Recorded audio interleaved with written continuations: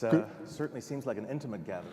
Yes, a very intimate gathering. There's only 1,500 of you here, I understand. So it's wonderful to see everyone here. Ajay, great to see you. Thank you. Thank you for having me. I have to tell you in advance that this is a little bit staged because Ajay and I have been friends for a long time. And I've known and watched this amazing career, this young man and his amazing career develop with great wonder. So what I'm going to try and do today is ask Ajay a few questions. We'll have a dialogue, as we often do. We were just saying that our 15-minute talks generally last 90 minutes, so hopefully we won't go that long today. But I'd like to really take advantage of Ajay being here because he's one of the most extraordinary young people I know in the country. His specialty is creating something out of nothing. And so we're going to find out a little bit about how he does that today. That sounds like alchemy. Well, it is. I think you do a little bit of alchemy. So for the people who don't know you as well as I do, tell us a little bit about your background and bring us up to date. Sure. In 90 seconds. 90-second background. I was born in India. I grew up in the Middle East because my father was an oil engineer, and then in Canada, came to this country to go to college at Yale, which is where we met when I was an undergraduate, 17. So we've known each other a while at this point. And then subsequently decided to go out to Silicon Valley in 2002 to start a company, which then turned into a series of investment roles and the formation of Mithril, which is very focused on long-term growth investing, unlevered growth investing, meaning we're not going to use financial engineering, we're just going to focus on building for the long term, that Peter Thiel and I started in 2012. So that's the brief history. So you've had a long relationship with Peter Thiel. Yes. Who himself is, he hasn't done as well as you have, but he's done pretty well, I think, right? That's an understatement. Yeah, so the partnership that we've had has really been focused on one question. The summary of the question is, how do you rationally operate at the frontier? I think it's a really important question because I think at the frontier, the status quo is the best possible outcome, save for all others. It's kind of the opposite of the Churchillian quote about democracy. So the real question is, how do you grow when you're operating at the frontier? Because there are no prior models to guide what you're supposed to do. Most of the world, I think, operates on an actuarial basis. We're very good at gathering statistics and building models. These are essential. It's how we are able to operate safely at scale in very dangerous, domains. So you have this normal distribution of safety, and we manage whatever happens outside that normal distribution, normally through policy and force. And so the problem with that is almost anything that is new can't be modeled up front. It can be rather, but not on an actuarial basis. You don't have enough data to have high confidence. So you have to come up with a way to be comfortable on an analytical basis as opposed to an actuarial basis. Now, this is especially a problem in the world of capital because most investors are by definition, value investors. And what that means is they're looking rationally to try and buy a dollar for 70 cents or 80 cents or 90 cents. And to do that, you have to really understand how the enterprise they're looking at is supposed to work, and then look for some kind of mean reversion. And that's the logic of what they're trying to optimize for. And that logic works really well in very short time horizons as well. And that leads to a reward loop that essentially dictates how the markets work. So you have a problem with time horizon, you have a problem with kind of this analytical versus actuarial question, which directly translates to the ability to take risk. So the summary is people don't take that much risk, which is why for any of you in the audience who's ever been out there raising money, and I've been in that position when I was an entrepreneur, and I've been in that position starting my investment business, it's really frustrating because it seems like there are literally, Milky Way's worth of capital out there, not just an ocean, but a galactic ocean, but there's none to be had. So how is that possible? And I think it's fundamentally the difference between capital budget and risk budget. There's a lot of capital out there, but there's very little risk appetite. So risk adjusted, there's no money. And so the question that Peter and I have been asking for a long time, and what Mithril's all about is, and what we're going to talk about today a little bit, is how do you rationally unlock value at the frontier? And that's what, I think I look forward to talking about. So you've made 22 investments at this point. You've seen 22,000 investments in all probability. How do you sort from the ones that you see? Where do you get the flow? How do you sort the 22,000 down to the 22? What's the secret sauce? What do you actually do? Right. Well, let me make a point about how we should think about this. I think all of us, whatever we do, we should think about competition. And I think it's really important to try and set up a dynamic where you're being really competitive with, or you're positioned to be competitively advantaged. Whether you're an entrepreneur or you're an investor, we all have, or a scientist, we have a ton of choice as to what we could do with our time. So how do you choose what to do, and why do you do it, right? So the question for us as investors is, how do you search differently? How do you search better? How do you underwrite differently? How do you underwrite better? And then how do you help your companies or the people that you're partnered with manage to success to the maximum amount of success that they can anticipate given what they're doing? The first question, I think, really comes down to a choice of problem. I think a lot of people in this room, maybe everyone in this room by definition, is really good at solving problems. So the hardest problem is choosing what problems to solve. So the normal kind of Silicon Valley narrative is you should invest in great founders with great products, and then we'll figure out, great founders with great products. If you invest early enough, there are several potential large markets that they can be in, and over time they'll figure out what the right market is. And typically you do a portfolio of these early stage call options that are really out of the money, but have a lot of volatility. There's a lot of very high implied volatility of those options, and they usually fail. So that's kind of a systematic and programmatic way to maybe approach the problem, and we think that maybe that's not right. Because, I'm going to paraphrase Warren Buffett here. I think he said, if you have a brilliant management team that met a bad market, the market always wins. So it turns out the choice of market is kind of the crucial question that needs to be asked up front. You have to find a market that you can take ownership of. And that's generally not obvious. So if somebody decides they're going to hack education or energy, which are these huge and wonderful categories, I think they're setting themselves up for failure. It's got to be something specific. And it might be, I'm going to make something up just now. If, instead of saying we're going to hack education, if somebody came up to you and said, look, there's this weird situation that we found out. There's about $10 billion in after-school activity budgets in the top 1,000 school districts in this country. But 80% of that money is for materials and 20% for people. And there's not enough overtime budget to actually make it work for the staff. So this budget goes unlocked. And we've figured out this solution that unlocks the 80% with just the 20% labor budget, because we've built a product that allows a few people to deal with a lot of kids and do very useful things. I'm just making this whole thing up. But that's a very specific idea. And then they've gone and proven it in, say, the first 10 school districts, and it's working really well, and you see uptake.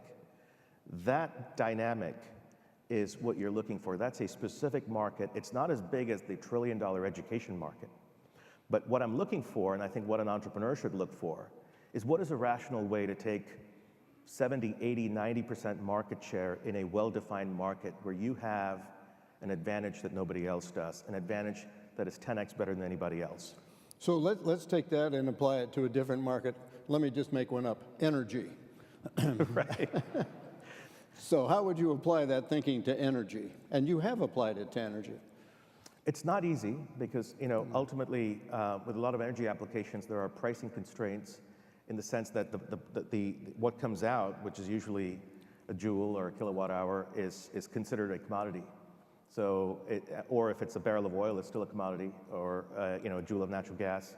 So it's difficult to price things when you have commodity outputs. But that being said, there's so much inefficiency in this business that there's tremendous opportunity. 2 points I want to make about that. One is there's a lot of opportunity in efficiencies, and there's a lot of opportunities in creating fundamentally new modalities. And I think we should be equally interested in both, and we should not be religious about it. And why I say that is because it was very easy for us. We're science fiction fans. I'm a science fiction fan. I think it's very important for all of us in this business to be interested in near future science fiction. And I don't mean it's the year 22,000 and we're all on the moon, or actually probably further along than the moon, and we're going for a walk on the surface of a foreign planet, but really it's the year 2050 or the year 2100, and what does that world look like, and how do we work backwards from it in a rational way? So when it comes to the energy question, number one question is where are the biggest deltas in the near term?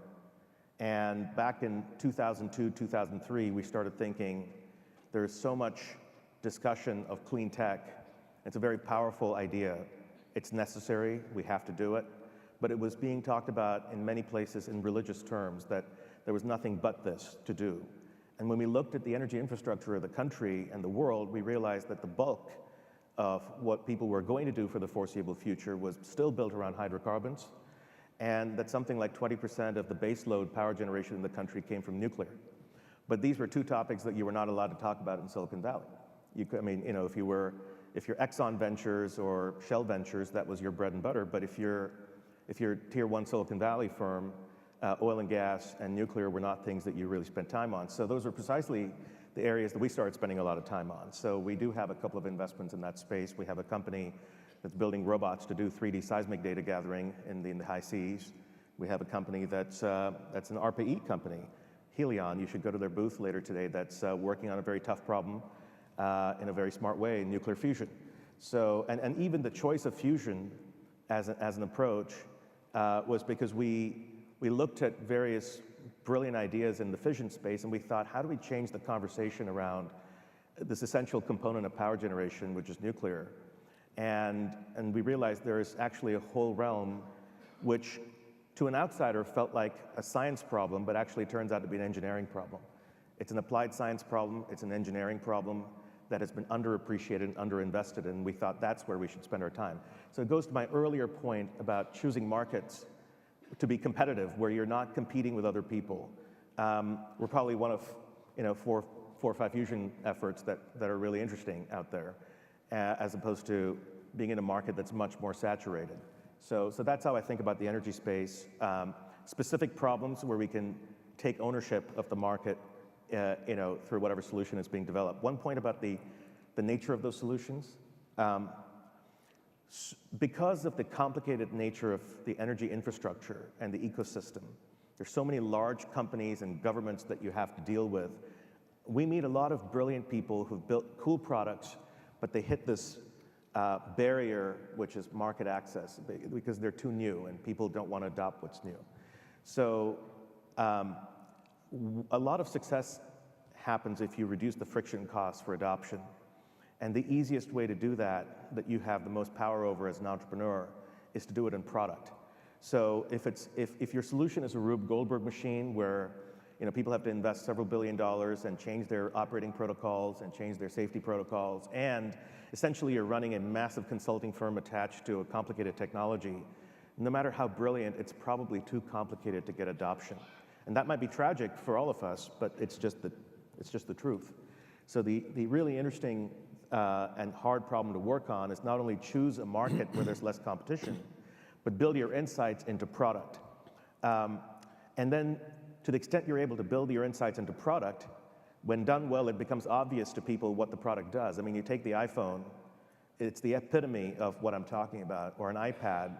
You give the iPad to a 2-year-old, you give the iPad to an 82-year-old, they both have an intuitive sense of what to do with it. It's like a Shakespearean play. Good product design is like a Shakespearean play.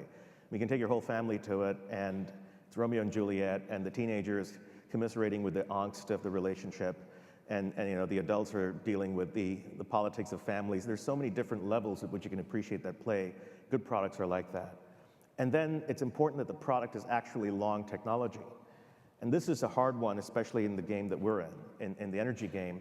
And as famously experienced by people working on the solar innovation back in the early 2000s, mid-2000s, kind of the Moore's Law effect of things becoming cheaper and cheaper for the Chinese producers outpaced the ability to form new markets around fundamental innovations in solar panels in the US. So that was kind of the problem that our friends at Cylinder faced. And it's important to try and avoid that, because effectively what happened was they underestimated how short they were innovation in China. Ironically, if you have, I'll give you another example. If there's a cheap, fast router that comes from an Asian electronics manufacturer, that's really bad for a company like Cisco, which is in the networking business. It's really good for a Google or an Amazon or a Facebook that is consuming new networking technology. So ironically, you have a situation where the networking company in the US is actually short networking technology innovation, unless they decide to become a sales organization for overseas tech. And the consumer organizations in the US, like Facebook and so on and so forth, are long these innovations because they're able to take advantage of them to reduce their costs.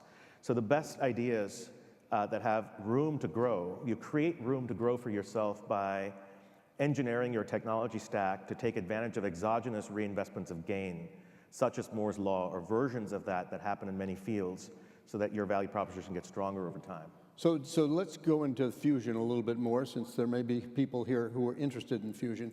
I'm sure there's a lot of things that you can't talk about, given your fusion investment, but there's a bunch that you can talk about. I think a venture capitalist is generally having funds that last for 7 years. They want their investors to be paid off within 7 years, sometimes 5 years.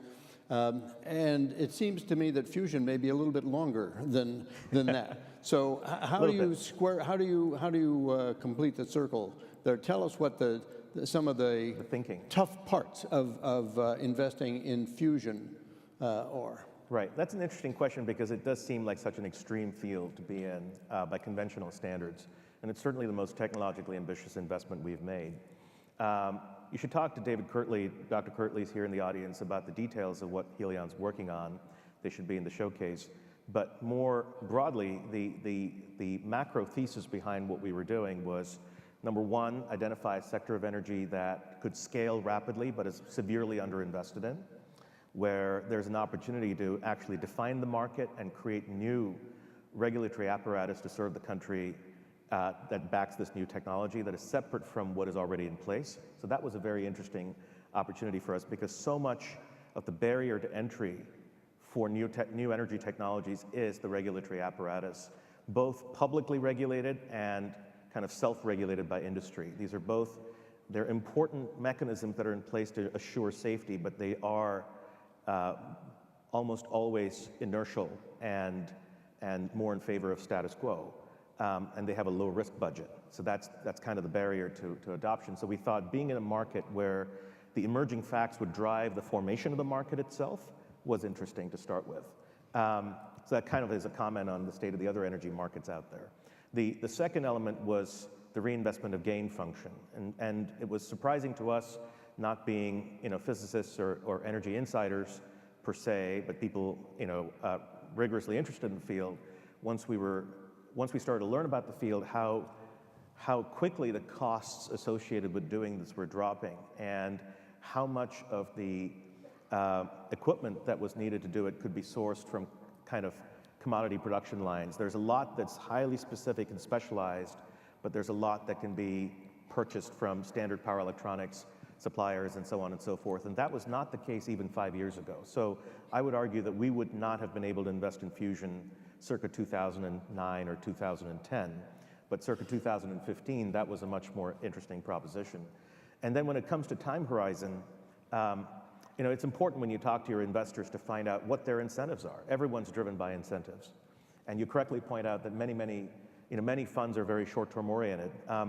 So our fund, and we're not unique in this way, there are others, but we're very few who are this way. The largest single investor in the fund are the founders of the firm.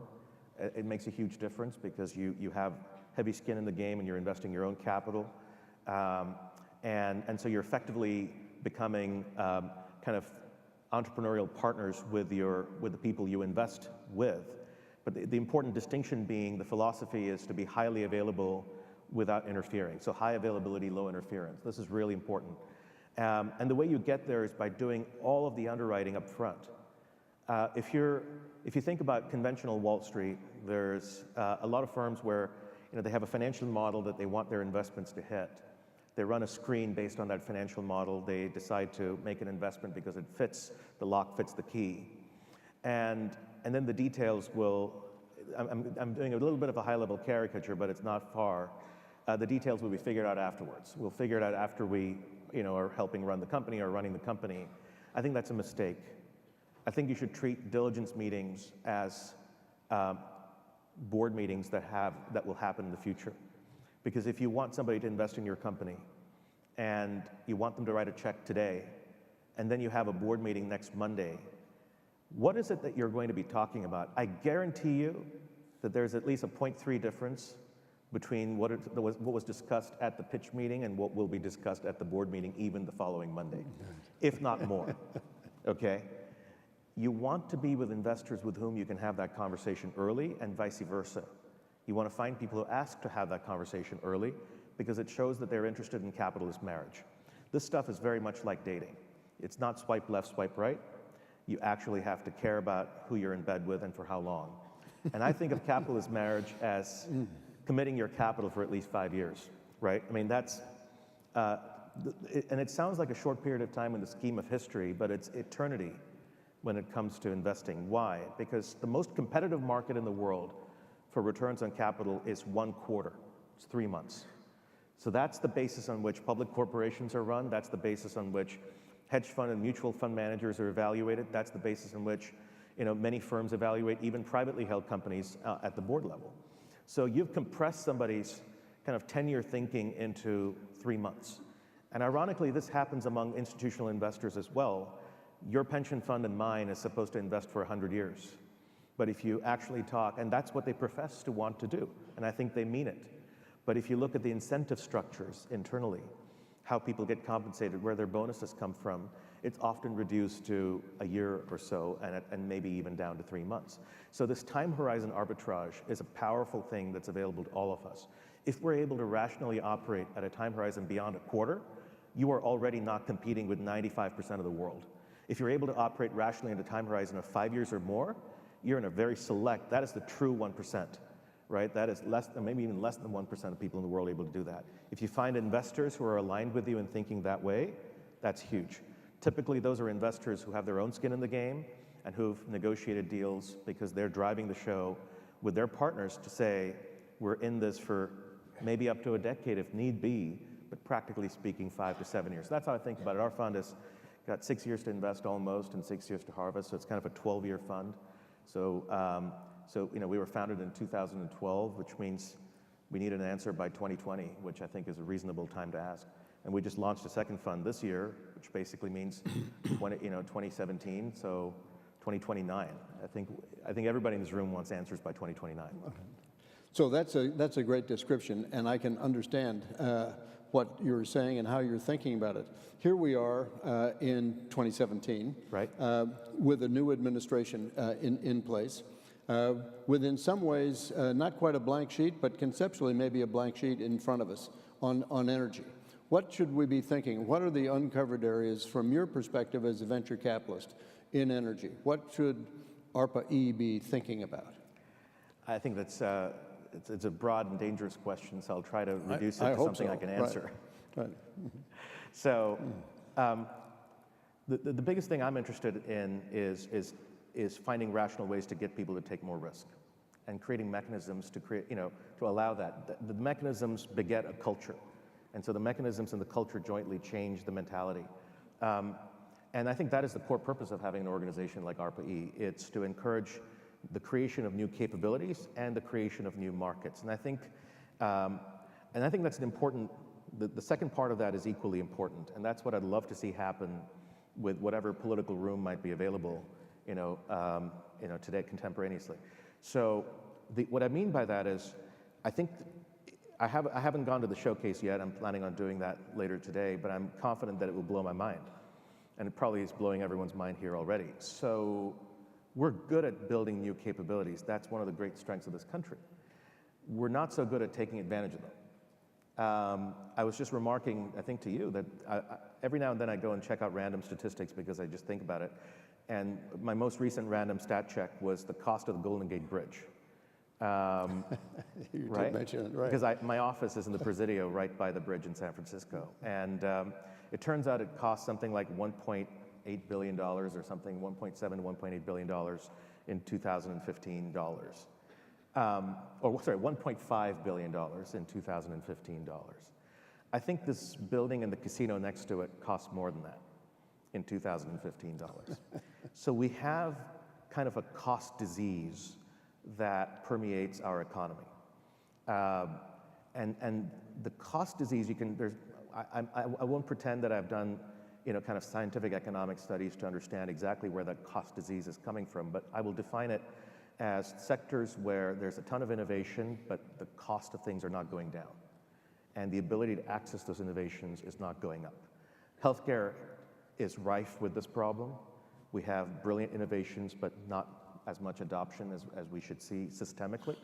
So education is another area where you have this problem, where you have a lot of innovation in theory, but in practice, the cost of education, inflation adjusted, is off the charts, and people are in debt like crazy.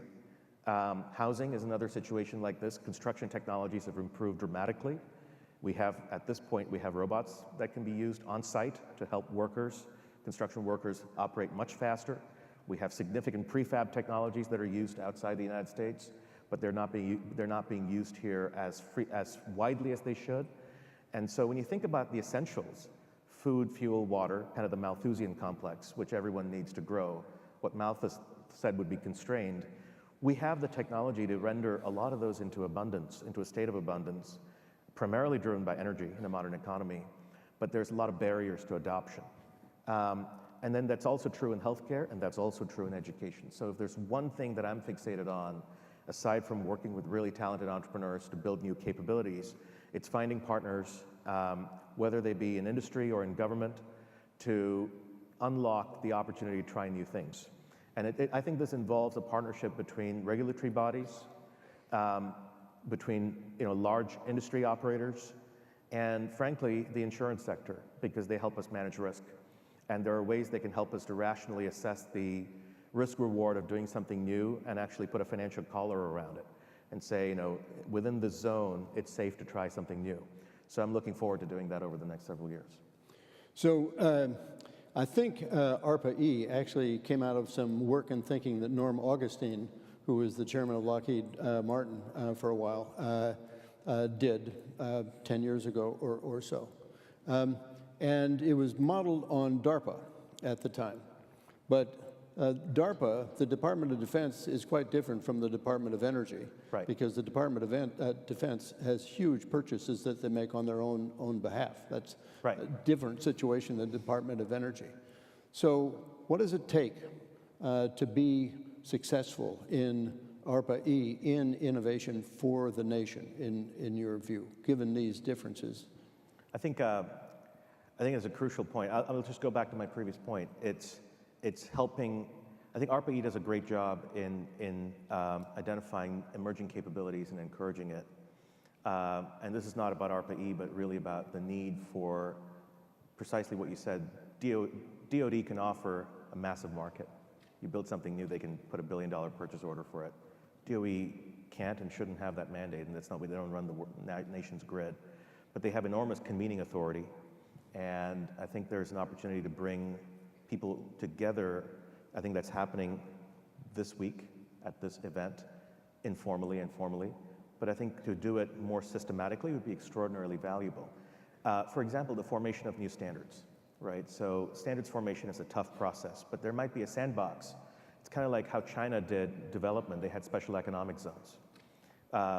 Could there be an equivalent in this country where we have, special innovation consortia where consortia of people agree that they're willing to try something new that normally they wouldn't, that normally would be too risky to just put into their supply chain or put into their, and this happens today, by the way. Every one of you is probably negotiating some deal like this with an industry player, but it's hard to scale, and as a result, your capital intensity goes up as companies. You have to raise another $50 million or $100 million before you have serious revenues, because you're negotiating these friction costs of adoption, when analytically you can show that whatever you are doing actually works. Here are the numbers, here's why it works. We can stress test it in laboratory conditions.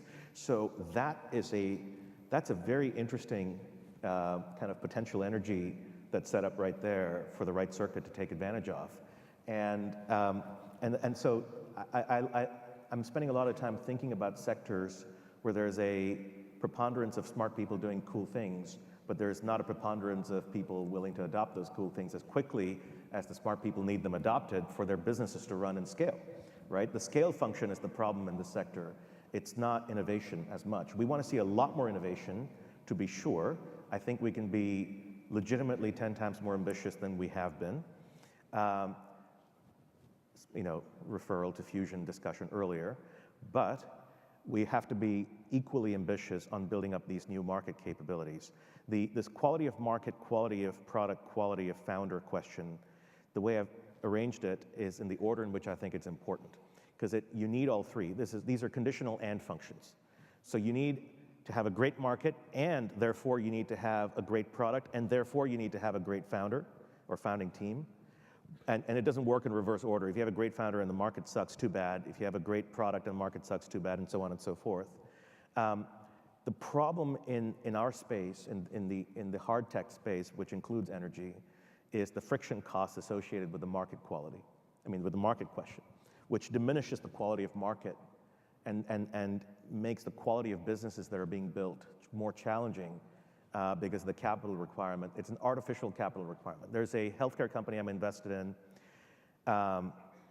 and they're doing something I'd rather not describe exactly what they do because you'll know exactly who they are, but they're doing something extraordinary to solve a major disease that affects about 500 million people in the world.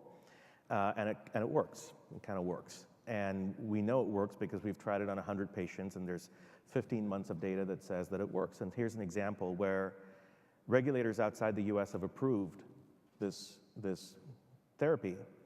In the US, for various reasons, it will take 2 or 3 years more and $200 million more for this company to take this product to market. Now, if this company was Merck or Pfizer or, and we have the energy equivalents of those companies, that might be a drop in the ocean. But this company is a venture-backed company. They've raised maybe $100 million so far. For them to go and raise another $200 million to negotiate the friction cost of market access is potentially fatal. So the right thing for them to do is actually expand OUS and build massively OUS. There are lessons like that for all of us in this room. Right? So I've seen this over and over again. Like, we talk to really cool companies in the energy space, and there's friction costs in one or the other market that they're going after. But it makes so much logical sense to the engineering and scientific mind, and I share that mind, that it's like, let's barrel on, let's raise the money, and let's do it. My suggestion would be to really, really work hard while we figure out how to reduce those friction costs as a matter of policy and industry coordination, which is something I'm strongly advocating for. The entrepreneur's remit and the investor's remit is to basically hack that problem, find ways to get around it. You have to. SpaceX's story, I think the senator referenced it earlier this morning, is all about that. They found a moment in time when the space shuttle program was ending, and there was a need for the private sector to step up, and it was an opportune thing for them to do, and they did it well. They executed against that opportunity really, really well. And it was that choice of market in time that made that company successful, aside from the tremendous engineering effort that went into it. The same thing is true of Elon Musk's other company, Tesla. The idea of starting with, if you remember all of the electric car ideas of the early 2000s, I went back and looked at the news articles, and they're uniformly about electric cars for all. It was a utopian ideal and a well-meaning one. And so it was all about building, it was like, we're going to have Chevys that are electric for everyone to buy that cost $15,000. It's no. That's the short answer. And that's why it didn't get funded. And when this idea first came out that they were going to make sports cars for wealthy people who could afford kind of a 1960s British roadster that happened to have batteries in it and pay $100,000 plus for it, it didn't seem like a brilliant commercial idea. But what it did was it incentivized market formation. What he was doing was developing a signal, a super strong signal that he could take to the next market, and then the next market, and then the next market. So the $100,000 sports car transformed into the $80,000 to $100,000 family sedan, which is now the $50,000 minivan or whatever the thing is, and then so on and so forth. Okay, but you get the idea. Market formation. If as entrepreneurs we're not thinking about market formation, we're shortchanging ourselves. We have to form the market for what it is we're doing if it doesn't already exist, and we have to think carefully about setting up those incentives. So that would be my number one message on the energy front.